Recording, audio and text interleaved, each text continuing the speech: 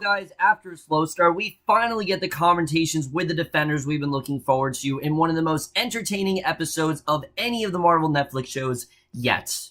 Don't change the channel, don't touch that dial. We got it all on UHF. Take off your sneakers.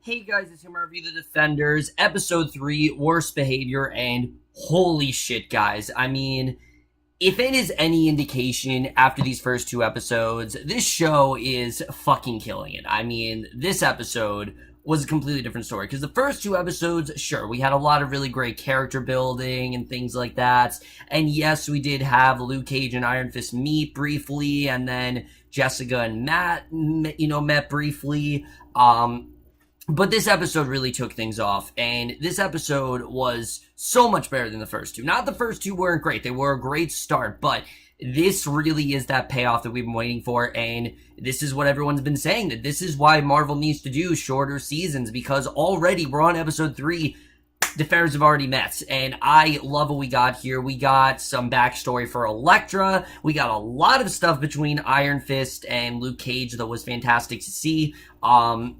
We got some stuff, like I said, with Jessica Jones and Daredevil, and it really all culminated to one of the most entertaining fight scenes we have ever seen on these shows. But let's just get in this episode, because I definitely do want to talk about everything that went down, which there really is a lot to talk about in this one, because we start off and we get this really big, extended sort of flashback with Elektra. This is us kind of catching up on how, things went for her since the end of Daredevil, because we see Alexandra, she's dining at a Hindu restaurant, and she tells the owner that it's excellent. She says that it's better that it was made in, Constantino, and the owner points out that it's the ancient name for Istanbul, which is actually White Hat, and we find out that White Hat is actually this character named Sawanda.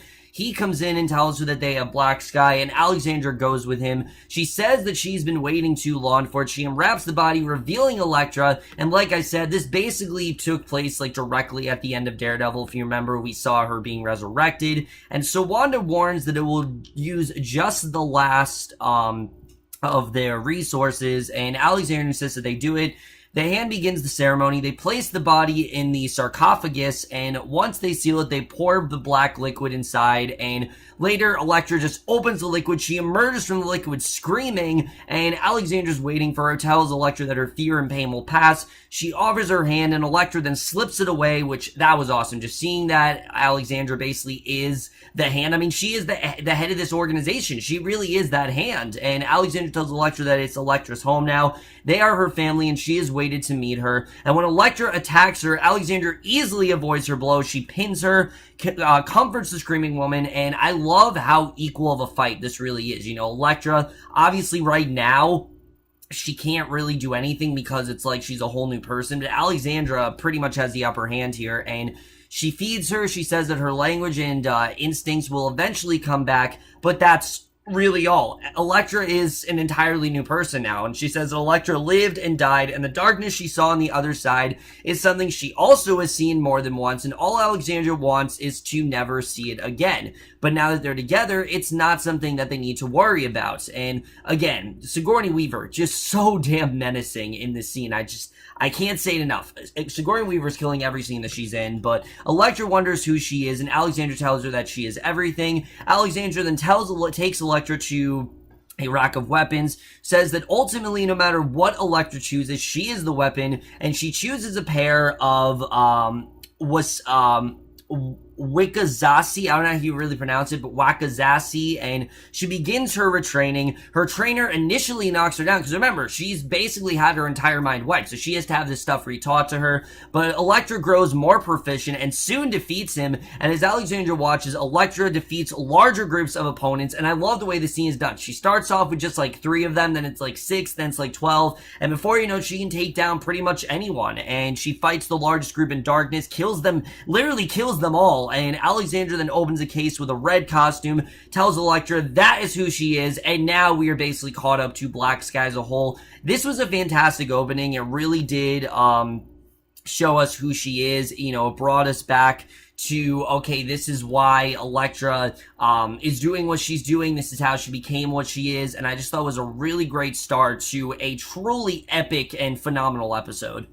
So Wanda tells Elektra that Alexandra's waiting for her, and meanwhile, Alexandra tells the captive Stick that the war he's been fighting is over. Remember, Stick is actually captured now, and we see a little bit of Stick. I don't know if we're gonna see Stick throughout this entire thing, but they did in fact show that Stick is a main character, which was really cool to see. But basically, Stick insists that as long as Iron Fist lives, nothing is over. So she asks where Danny is, and Stick claims that he really doesn't know, and he warns Alexandra that she'll spend the rest of her life looking over her shoulder, and has heard her days are in fact numbered. And Alexandra then slaps him. Elektra puts a blade to his throat. He realizes it's actually Elektra, and Alexandra says that now only Black Sky remains. And when Stick tries to get through to his former pupil, Alexandra pulls a sword to Stick and asks where Iron Fist is. Stick admits that again he doesn't know what Iron Fist is, and he does know what he is. He doesn't know where he is, but he knows what he is, and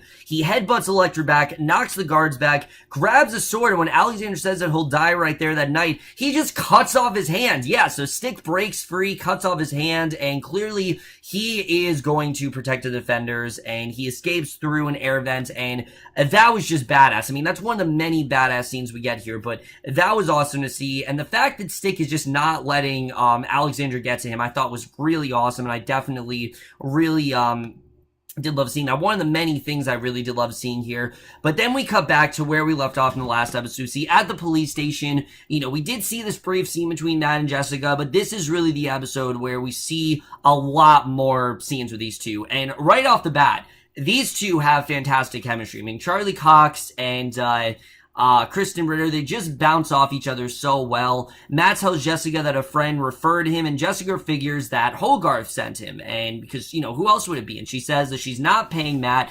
She refuses to cooperate with him and says that she'll find her own lawyer, and Matt tells her that she doesn't need a lawyer because the NYPD has nothing to hold her on. So, however, Jessica's office is still considered a crime scene simply because of what happened, and he tells her that he knows what she can do and what happened with Kilgrave, and Matt asks if there's anything out of the ordinary about the case, but she insists that nothing happened and that she's good. Again, she wants to do this all on her own. And as Jessica leaves, she calls Malcolm, asks if he's okay, and Matt uses enhanced hearing to listen in. Now, I will say, one of the things I loved about this episode, we didn't get a bunch of pointless side characters. Trish wasn't here, Malcolm wasn't here. Why? They don't need to be. They really don't need to be here. And again, I don't know why they're set up as main characters, when in reality, they don't really have that much of a story going on at this point. Like, I don't really know why they're, you know, so heavily involved with this, because at least right now, they don't have a lot going on. Again, that might change, but right now, they don't really have a lot happening. Luke is then putting ice on his jaw when Claire comes in, and my worry about Claire was very quickly fixed in this episode. I mean, like I said, I was very worried that they were just going to demote Claire to simply just be Luke's love interest, and it seems like they are actually going to use her here, which I'm very happy about. He tells her what he saw, explains that the police picked up Cole, and Luke worries that Cole actually, you know, he left him behind, and Claire tells him that he's better off not in prison. They kiss. Luke then clutches at his jaw. He explains that Danny hit him with a glowing hand, and Claire then recognizes the description. She picks up the phone and tells Luke that there's someone he needs to meet, and she does the thing that we wanted her to do in Iron Fist, where it's like, alright, why couldn't you just done that in the first place? But at least finally she did it. I mean, you know, we had all this talk about, oh, I know this guy and I know this guy, and finally she's having these two meet up, and the payoff for these two is basically as good as it really could have been. We get probably one of the most fascinating character team-ups we've seen, you know, so far in the show.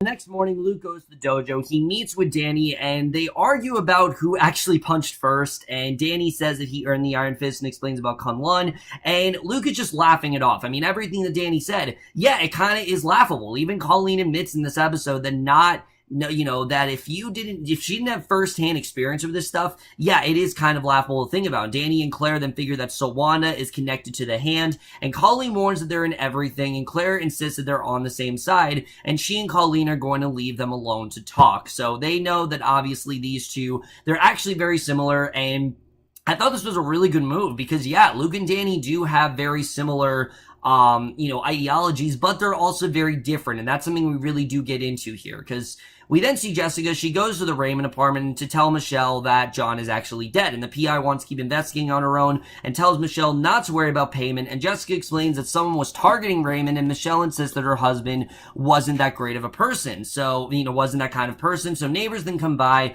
Michelle goes to greet them, and Jessica then checks out Raymond's architect reward on the mantle. She starts to leave, and she sees Lexi on the steps, offers her condolences, and Lexi just stares at her. So she walks down the street, realizes that someone is following her, and it turns out it's actually Matt. And we get this really cool, cat and mouse chase between the two, where he's following the distinctive sound of Jessica's boots, obviously because we know that Matt has really, really good hearing. He can hear anything from a mile away. In fact, there's even a scene in this episode where we see him listening in, and he can hear Luke, putting the ice on his jaw. I mean, that's how good his hearing really is. So the fact that his hearing's really good, and his sense of smell and everything, obviously he's using that to his advantage. So the sound stops, Jessica then circles around behind Matt, she follows him. Remember, Jessica's unaware of, how great of hearing he has, and how great of, senses he really does have. She doesn't realize that. So Matt then ducks into an alleyway, he goes up a fire escape,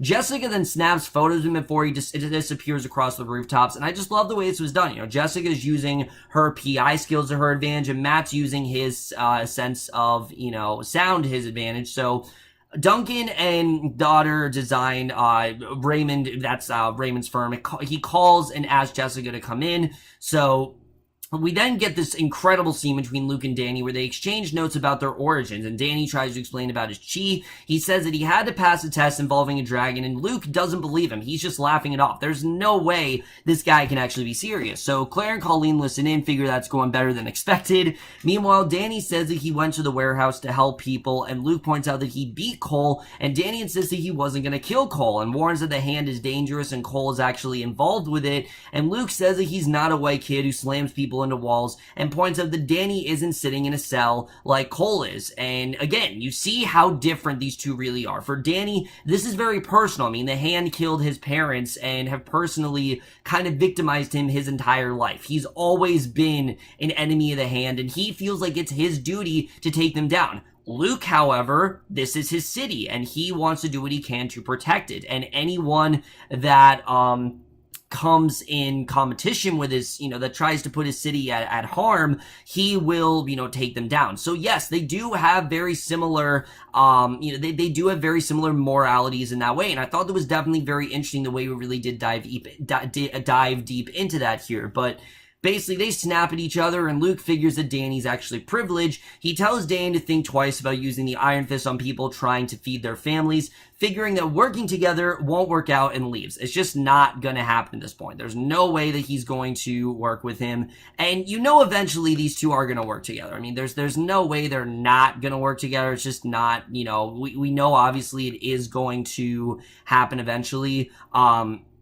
But at this point, it just seems kind of helpless. Like, oh no, there's no way that they're actually going to work together. And I thought that was definitely well set up. Again, getting more into what we did get here, with Luke and with Danny, really to show how great chemistry these two actors really do have, but also how similar they really are. And that easily is one of the best aspects of this entire episode.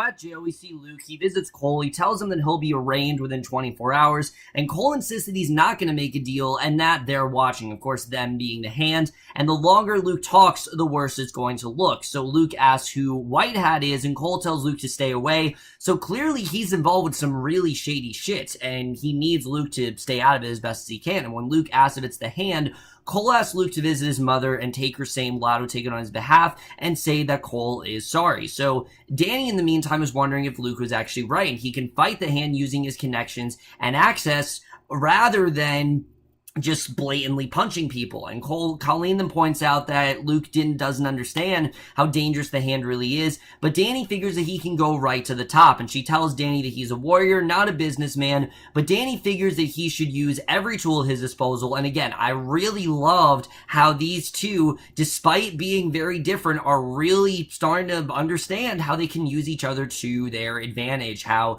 Danny can kind of use Luke in this way, and Luke actually does have a point. I just really love love that here. So later, they go to Rand Enterprise, and Ward's accountant gives us the greatest news ever, that Ward is actually on vacation. Oh my god.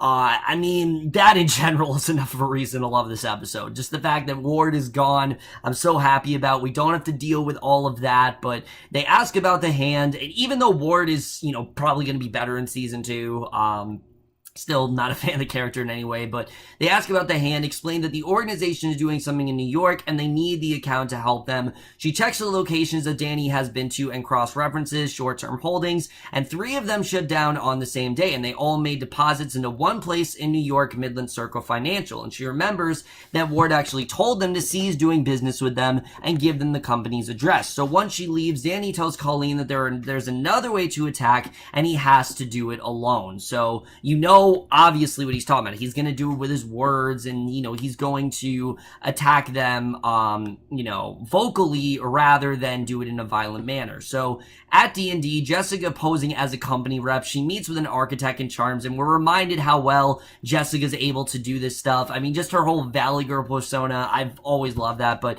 she asked him to show her a project from the last year, insisting they need to be on the cutting edge. The architect swears her to discretion, shows her a building designed by John, Midland Circle, and Jessica asks to meet him, and the architect says that Raymond isn't there and the client's identity is privileged information. So he goes to get another project, and Jessica takes photos of the Midland location, and then she leaves. So Luke then meets with Cole's mother, Dolores, who is the woman he actually rescued during the tremor, and she knows that Cole is in trouble, just like Cole's older brother. And Dolores says that all she can do now is pray, and Luke tells her that he's going to stop the bad people that Cole was working for, and he says that he's just doing what's necessary. And Dolores then points out that Luke can't really admit when he's done something right, and that's true. I think that's something that, again, I've said so many times, Luke does not want to be defined as a hero. He'll never be able to say, oh yes, I did something right there. He always feels like he's doing something wrong, and until he takes ownership of that fact that, yeah, he is kind of a hero, I think that's always going to be an insecurity of his. So Luke then gives her the lotto tickets. Dolores says that Cole has been bringing them to her since he was 8. She offers Luke some cookies and has him get the box where she keeps the tickets, and Luke then finds a wad of bills inside, a receipt from Midland Circle, and the police call and tell Dolores that Cole actually died in an accident in his cell, and you know that this is no accident. This was clearly the hand purposely killed him. I mean, once she hangs up, Dolores breaks into tears. Luke then holds her, and this really is what culminates into the grand finale that we really do get here.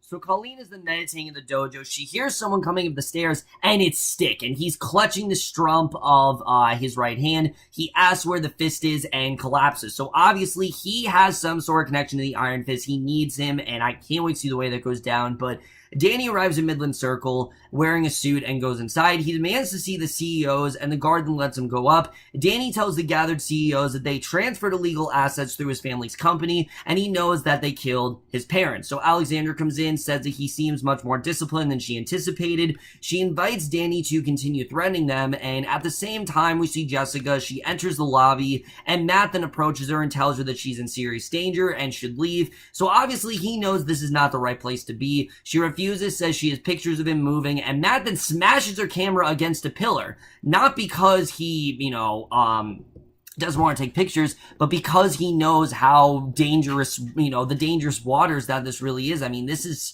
really, they need to tread lightly here, because this is very dangerous ground, definitely, for Jessica to be in. And I thought this was definitely so well done, because you know that something is going to get these characters to meet up. I mean, they're in the same building, so this isn't just, this is intentional here. So Danny tells the CEOs that Rand Enterprises put a case against Midland to put them down. He says that they can't hide anymore who they work for behind Midland and street-level criminals who don't know who they work for. And Danny tells them that he's the immortal Iron Fist of Kunlun. Alexander asks how it is, and he says that she'll lose everything just like he did. And Alexander tells him he hasn't lost everything yet. The then puts a gun to Danny's head. Danny easily disarms her as the gun goes off, and Matt then hears the gunshot, and he grabs Jessica's scarf. We get this kind of funny line where Jessica says that he looks like an idiot, and Matt says that it's her scarf, and I just really love that line. I thought just stuff like that.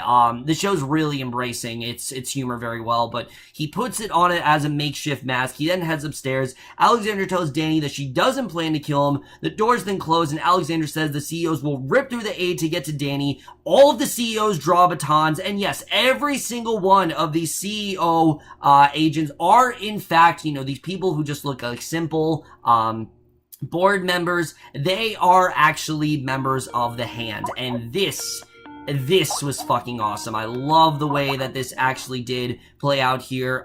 Basically, all the CEOs draw batons. Danny attacks them first. Guards then arrive, and they fire these tranq darts, and Danny then dodges the first barrage. He moves in close to continue attacking. They finally pin him down. Danny tries to summon the Iron Fist, and you're like, holy shit, he might not actually be able to take them down. And right when it seems like Danny is outnumbered, in comes Luke Cage. He busts in through the door, joins in the fight. Danny then frees himself. He takes shelter behind Luke's bulletproof body as guards then open fire with semi-automatics, and Matt then arrives on the bedroom floor just as Jessica arrives via the elevator. Luke then smashes through a wall in front of them. He and Danny come out. Matt hears something else coming, and Alexandra tells Elektra that she knows what to do, and Elektra then steps out into the hallway, and more guards arrive from the other side. Matt then fights Elektra while the others take on the guards. Jessica summons the elevator, and at this point they've all, they're basically all fighting together, and Elektra then slams Matt back through an interior window. She falls and they continue fighting. Elektra draws her sword. She kicks Matt back, and he realizes who she is. But what's so sad about the scene, obviously, is that Elektra really has no memory of him whatsoever because, she's starting anew. They've basically, wiped any trace of humanity left in her. So Elektra, she has no recollection of Matt here, which is just really sad. But when he says her name, she does hesitate for a moment. So you can tell there's like a trace of something still left in her. But obviously, this is not the same Elektra that he once, knew and fell in love with. But Danny then arrives, shatters her sword with the fist, and that was fucking awesome. I mean, stuff like that. I don't know why we couldn't have gotten stuff like that in Iron Fist all the time. I mean, that was just awesome to see, but he slams her back through the wall. He helps Matt up as they get into the elevator. Jessica and Luke briefly do see one another, ask each other who the other guy is. They say it's a long story, and we got that incredible elevator shot with the four that we've seen so many times at this point, and that is the way this episode ends. Incredible stuff overall, but let's just get into this episode where it's going to take us into the rest of the show. Oh, holy shit, guys. I mean, I knew the payoff was going to be really good. I did not anticipate that fight, though. I mean, we've had some really crazy fight scenes in the show. There's, of course, the hallway scene with Daredevil. Of course, that always comes to mind. There's the... even in Daredevil Season 2, when Punisher killed all those prisoners, there's always that. There were some great, hallway scenes in... Jessica Jones had some good ones. Luke Cage, pretty much every fight scene was incredible in that show. Well, up until Cottonmouth, what happened to Cottonmouth, then they kind of deterred from that, but there were still some really good ones. This easily, though, is in the top 5. I mean, this has to be in, the top 5 Marvel Netflix action scenes we've gotten. I mean, that whole fight scene was awesome. There were so many great things about. First of all, what I loved the most is that all these characters had, they were all here for completely separate reasons. For Jessica, it was because she was trying to, figure out this Raymond case, and she felt like she needed to pursue this on her own, and she didn't want anyone else to get in the way of it, and, she wanted to make sure that she handled things on her own terms. For Matt, he was going after Jessica to look out for her, so he tried to stop her. For Luke, it was because he realized that Danny was right and he actually did need to help, but also he felt like he kind of had a personal, he had a personal reason for this because someone in his city was killed, and he knew that Danny was kind of right, and this was kind of Luke kind of repaying Danny for that, for Danny actually being correct. And I just thought that was just such a great moment with all 4 of them in that elevator. Finally, the show's about to start. I mean, sure, it started in the first episode, but this is the official start to the Defenders. All 4 of them have now meet up, and all the introductions are done, and I can't wait to see the way things really do go down here. I mean, sure, Jessica and, Jessica and Iron Fist will have to meet up, and Matt and Luke Cage still have to get to know each other, but other than that, pretty much everyone has met up, and I can't wait to see the way all of that really does go down, because obviously what they're dealing with here is very powerful. Alexandra, again, she is dying, and she's not pulling any punches here. She'll do whatever she can, to take them down. And we can see with Elektra, I mean, Elektra, while she does have a little bit of humanity left in her, this is not the same Elektra that Matt did once know. It's very sad, but that's just kind of the case here. And I think it definitely is very interesting the way that's going to play out. If Matt's able to maybe get that Elektra back, because it's clear there is still something in her, but she's basically been brainwashed at this point. I mean, the hand has gotten rid of all the humanity that could be in her. Any sort of love she had for Matt, that's kind of gone. And now she's just, she's Black Sky now. She's no longer Elektra. And I think, again, that whole story is really, really compelling. And I love the way we did get that backstory here. I think, again, that really did elevate that scene between Elektra and Matt, because you really did understand where she was coming from. That, no, this really is not Elektra. This is not who Matt once did love. And it was just really sad to see, honestly, because you do want that dynamic between Matt and Elektra back. I mean, at least I do, and I think it's very sad that it is kind of gone. But at the same time, Elektra really brought out this dark side in Matt that really we know that he's not okay with. But it's also, kind of, I think this is kind of making Matt realize that, yeah, I do need to be the Daredevil. I do have a personal reason for this.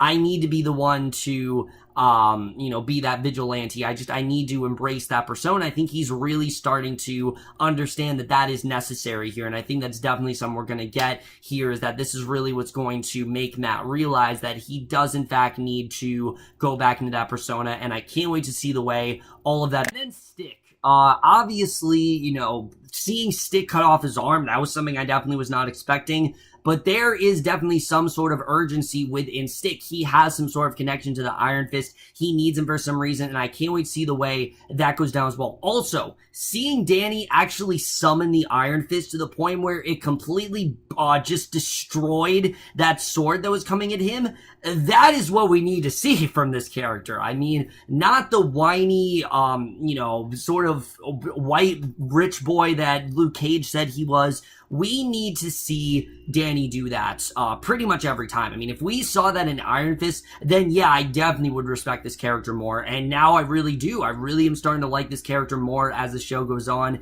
And I'm really liking what we're getting of him. Let me also just say right now, I thought it was a really smart choice of who to really pair together here, because Daredevil and Jessica Jones, they're very similar in the way they do handle things. Sure, they're not necessarily alike. I mean, Daredevil is a lot more straightforward in his lawyer ways, and Jessica Jones is a lot more rebellious in that way. Like I said, Matt's very by the book, and Jessica just kind of does her own thing. And I thought that was definitely very interesting. Luke and Iron Fist, on the other hand, was even more of an interesting pair up, because these two do have very similar ways of looking at life. They both have personal reasons for what they're doing. For Luke, like I said, it's for defending his city, and because that's what matters to him. Harlem is where he's grown up his entire life, and if anyone tries to put it at risk, he will do something to try to stop it. But for Danny, this is, again, a personal mission for him, because his parents were killed, and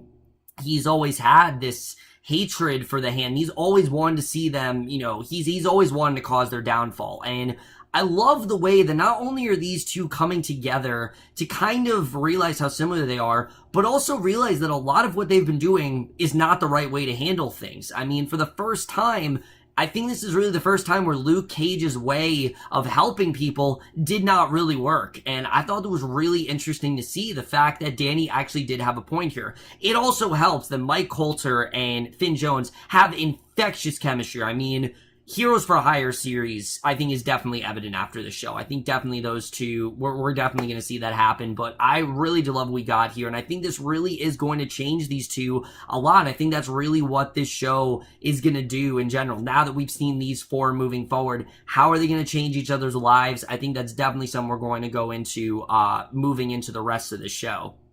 Overall, guys, this episode was just everything I really wanted from this, honestly. I think they did a really great job with this episode overall. They gave us some well-needed development to Elektra. They really showed her background, and we finally got all four of them together. Now let's just see where this really does take us. And we still have 5 episodes left, which is what's so awesome. Who knows where the story's really going to go from here. I can't wait to see where it really headed. Overall, guys, I absolutely love this episode. And I am going to give the Defenders episode 3 worst behavior in A-. So overall, guys, me this episode of The Defenders. Let me know what you guys thought of this episode overall. Love your Dawson. I am just really loving where the show is going, honestly. I think they're doing an incredible job with this crossover so far. Really hope that they continue this level of quality in these next 5 episodes. I'm really hoping that this isn't just, you know, a fluke and the last 5 aren't as great. I'm hoping that they really can deliver. But we'll have to, I'm really hoping that it can stay. I think it will, but, you know, it happened with Luke Cage, it happened with Iron Fist, it happened with Jessica Jones to an extent. I'm really hoping that it doesn't happen with Defenders, because the fact that they have a limited amount of episodes, I think is really going to benefit them. But that's in my review. Hope you guys enjoyed. Let me know what you guys thought of this episode, and I will see you guys in my next video. Don't know what's going to be for yet, but I will see you guys for that. Okay, bye.